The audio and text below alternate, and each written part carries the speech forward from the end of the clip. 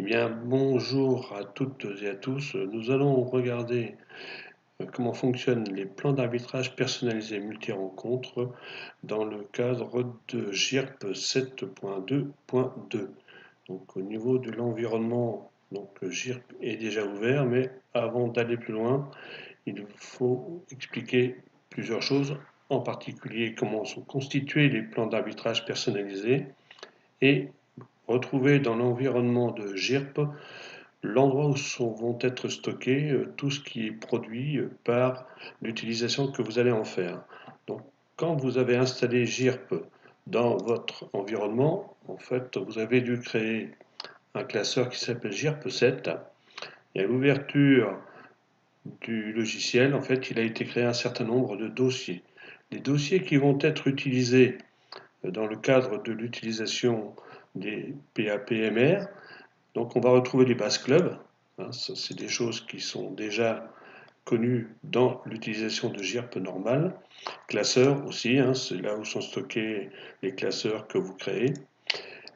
CSV, c'est là où vont se trouver en fait tous les fichiers qui peuvent être exportés directement au format pour être remis sur Speed FFTT. Excel, c'est là où on va retrouver les éléments qui permettent de créer des statistiques.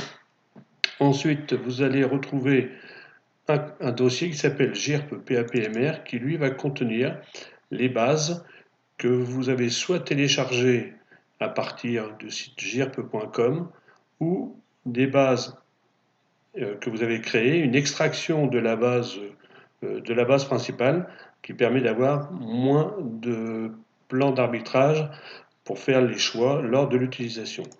Ensuite, vous allez retrouver dans le dossier GIRP temporaire, en fait, c'est à cet endroit-là que vous allez retrouver tous les fichiers qui concernent les pools bases PAPMR que vous avez créés.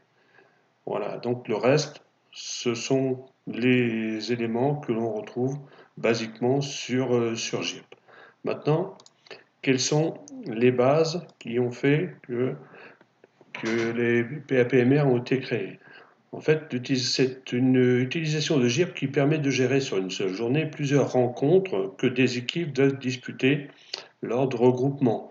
Alors, l'utilisation typique qui peut en être faite, c'est pour des regroupements de championnats jeunes, des interclubs ou d'autres compétitions par équipe toujours, hein, qui permettent de regrouper un certain nombre d'équipes sur le même site. Alors, les plans construits, ils permettent de disputer suivant un ordre préétabli, l'ordre n'étant pas l'ordre des feuilles de rencontre, mais un ordre où toutes les parties des rencontres prévues dans un souci de continuité sont disputées. Elles ont été mises après étude pour qu'il y ait peu d'attente pour les joueurs, un arbitrage partagé si prévu et une maîtrise de la durée de la compétition, puisqu'on verra qu'il est possible de paramétrer à partir des pas PMR.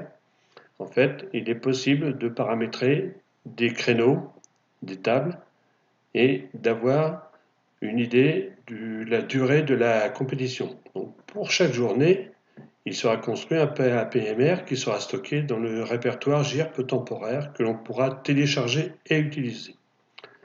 Un exemple, pour bien comprendre comment a été construit un PMR, c'est une poule de 5 avec 5 équipes de 2 joueurs, donc 5 parties par rencontre. Pour chacune des 2 journées, chaque équipe dispute 2 rencontres. La poule de 5 est construite dans Speed sur un canevas de poule de 6 avec un exempt. Les rencontres dans la poule se répartissent donc de la manière suivante. Donc là, vous avez un écran qui vous donne l'extraction à partir de Speed de toutes les rencontres qui sont pour une poule de 6. Et on se rend compte, bon, on retrouve les exemples normales, et en fait, on va s'arranger pour construire dans chaque journée les rencontres qui vont permettre aux équipes de se rencontrer et d'effectuer 2 rencontres. Donc la disposition qui a été prise, comme vous voyez, pour la journée 1, hein, ce sont les rencontres 2-5, 3-4, 5-1, 4-2, 3-1. Et pour la journée 2, les rencontres 1-4, 3-2, 4-5, 1-2, 5-3.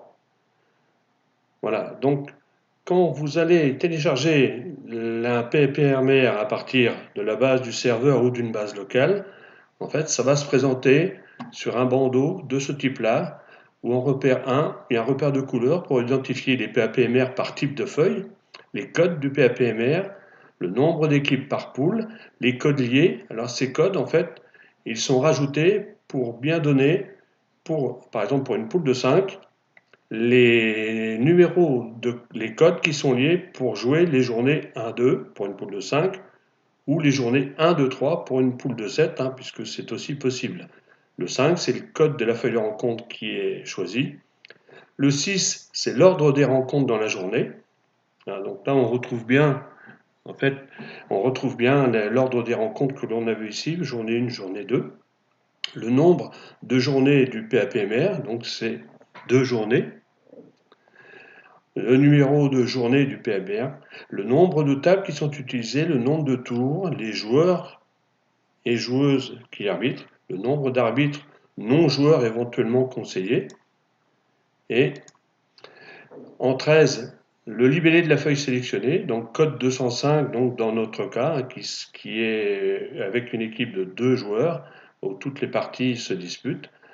Un code de l'image, en fait, c'est là où on définit la couleur du tri qui est fait lors de la première colonne.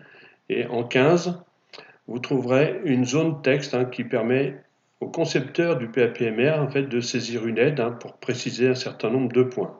Donc actuellement, voici un nombre de PAPMR qui sont sur le serveur de GIRP et qui peuvent être téléchargés très facilement. C'est ce que l'on va voir par la suite.